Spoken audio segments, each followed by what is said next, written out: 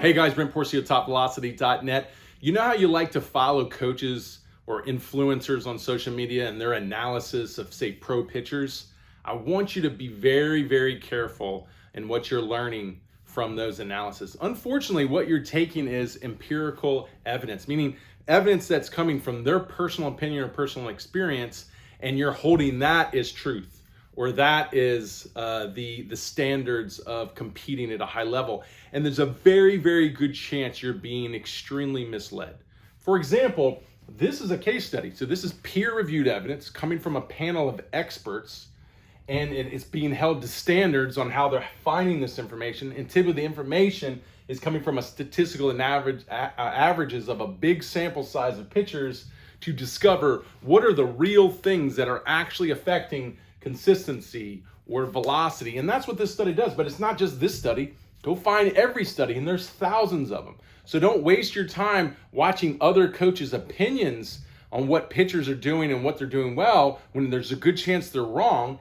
Go and find the studies, because they're the ones that are giving you information. There's probably a really good chance it's right. For example, this study said consistency was in these 4 metrics, meaning upper trunk tilt, meaning when you landed, if those who had a more consistent trunk orientation when they landed at front foot were more consistent pitchers. Those that had a more consistent arm cock position when they landed, they were more consistent pitchers. Those that had a more scap-loaded position when they landed were more consistent pitchers.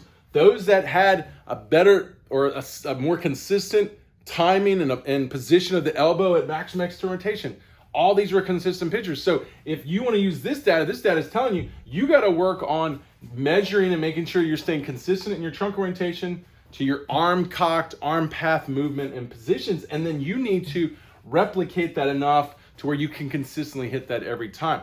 So learning things like how does this arm path work with my trunk and the kinetic chain, all that's gonna be important to making sure you make this consistent. So right now, these case studies are telling you real things that will change and improve your game.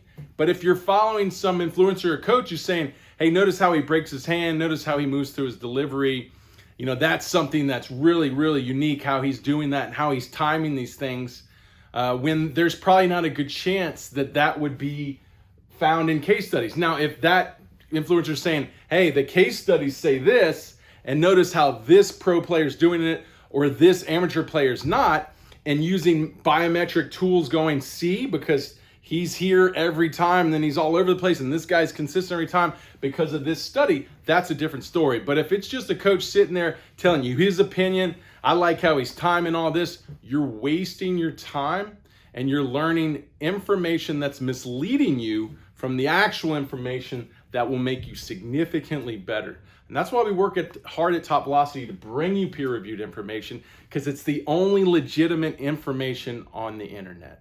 So I hope this helps. Just want to make you guys better. If you have any questions, let me know.